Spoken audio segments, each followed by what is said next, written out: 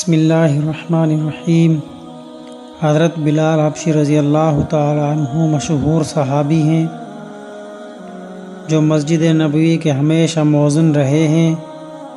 شروع میں ایک کافر کے غلام تھے، اسلام لے آئے جس کی وجہ سے طرح طرح کی تکلیفیں دیے جاتے تھے۔ امیہ بن خلف جو مسلمانوں کا سخت دشمن تھا،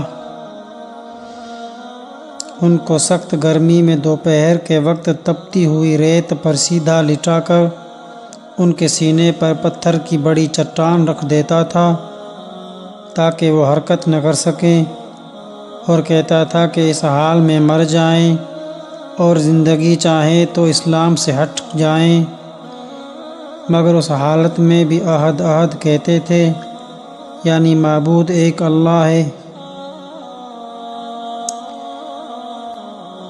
رات کو زنجیروں میں باندھ کر کوڑے لگائے جاتے اور اگلے دن ان کو زخموں کو گرم زمین پر ڈال کر اور زیادہ زخمی کیا جاتا تاکہ بے قرار ہو کر اسلام سے پھر جائیں یا تڑپ تڑپ کر مر جائیں۔ عذاب دینے والے اکتا جاتے، کبھی ابو جہل کا نمبر آتا، کبھی امیہ بن خلف کا تو کبھی اوروں کا، اور ہر شخص اس کی کوشش کرتا تاکہ تکلیف دینے میں زور ختم کر دے۔